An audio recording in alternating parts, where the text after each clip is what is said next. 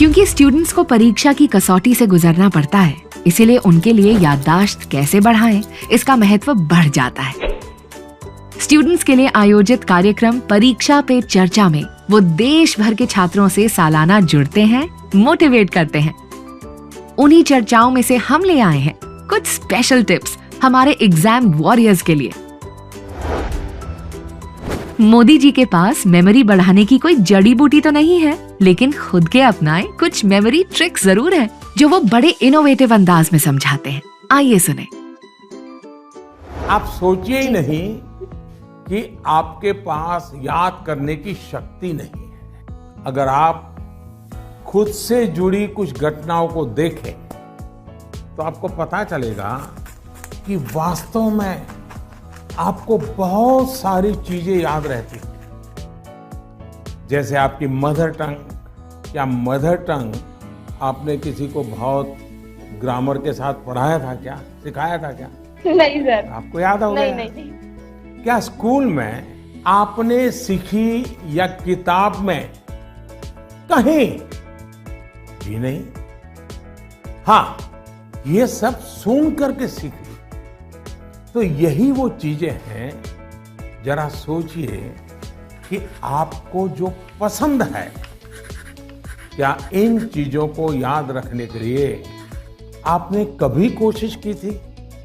वो बातें जिनसे आप पूरी तरह जुड़ गए हैं, मग्न हो गए हैं, वो बातें जो आपका हिस्सा बन गई हैं, आपके विचार प्रवाह का हिस्सा बन गई हैं, उन्हें आप कभी नहीं भूलते हैं। दूसरे शब्दों में कहूं तो ये मेमोराइज नहीं है, एक्चुअली ये इंटरनलाइज है। और इंटरनलाइज करना यही इसका एक अच्छा रास्ता है।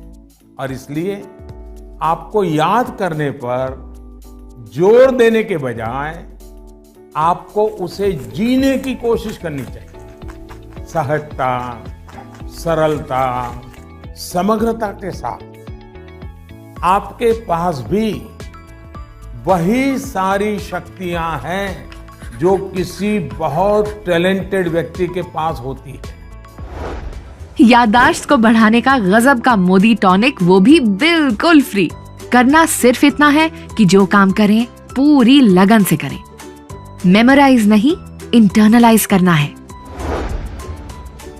लेकिन क्या हम सभी के लिए ये करना आसान है? क्या हम अपने रोजमर्रा के जीवन में, डे टू डे लाइफ में मोदी जी की बताई मेमोरी ट्रिक ऑलरेडी अप्लाई कर रहे हैं? इसे भी मोदी जी एक सटीक एग्जाम्पल के साथ याद दिलाते हैं। सोचिए, अपने भाई या बहन के साथ अगर आपका झगड़ा हुआ हो तो वो आपको एकदम याद रहता है, आप उसे भूलते नहीं हैं। यहां तक कि आपको यह भी याद रहता होगा कि उस समय आपके भाई बहन ने कौन से कपड़े पहने थे, आप खड़े खड़े लड़ रहे थे कि दौड़ते हुए लड़ रहे थे, सब याद होगा। एक एक वाक्य याद होगा। जी सर। यानी इसका एक मतलब यह है कि आप उसमें फुली इन्वॉल्व थे, आप उस क्षण को पूरी तरह जी रहे थे। साफ है कि चीजें याद रहे, प्रॉपरली रिकॉल कर सके, उसके लिए आप जिस क्षण में हैं उस क्षण में ही रहना और उसमें पूरी तरह से इन्वॉल्व रहना बहुत जरूरी है। यानी हम पढ़ाई कर रहे हैं, किताब हाथ में है और मन है खेल के मैदान में, सहेलियों के साथ, दोस्तों के साथ, फिर तो मामला गड़बड़ हो जाता है। सच कहते हैं मोदी जी।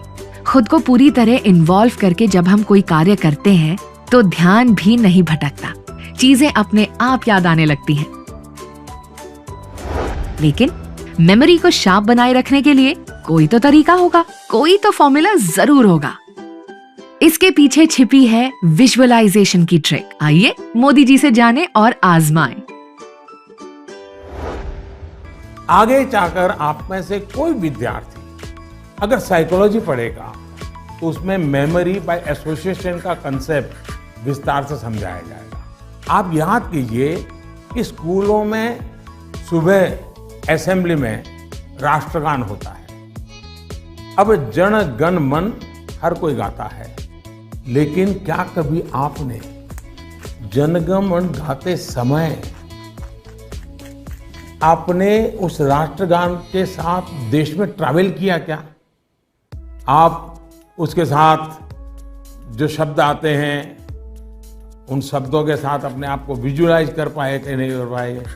पंजाब को, गुजरात को, महाराष्ट्र को, बंगाल को मन ही मन राष्ट्रगान गाते समय ट्रैवल किया क्या? आपको एकदम से याद होना शुरू हो जाएगा। मन ही विजुअलाइज करेंगे तो आपको अच्छे से याद रह जाएगा। इसका तो एक फायदा और होगा, आप इस देश के साथ भी एकाकार होते चले जाएंगे। यानी इन्वॉल्व, इंटरनलाइज, एसोसिएट और विजुअलाइज। मेमोरी को शार्प करने के लिए इस फॉर्मूले पर आप चल सकते हैं।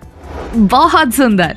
अगर राष्ट्रगान गाते समय हम उसे विजुअलाइज करें तो पूरे भारत की यात्रा हो जाती है, मेमोरी भी स्ट्रांग हो जाती है और देश के प्रति भाव भी जागता है।